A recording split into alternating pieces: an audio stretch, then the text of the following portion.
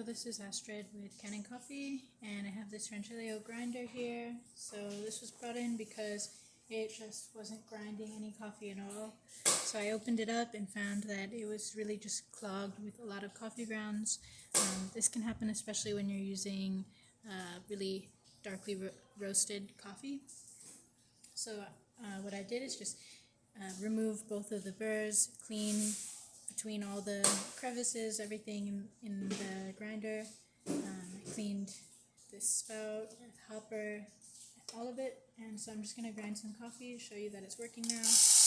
I have it set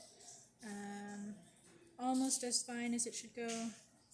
Maybe we can do something like this.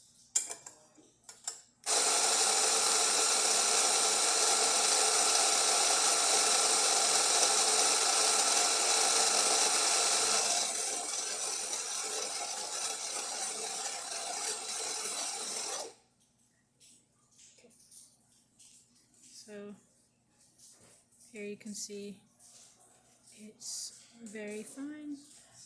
So the burrs are sharp, able to get all the way down to espresso grind or maybe even Turkish coffee. So that's about it for this video.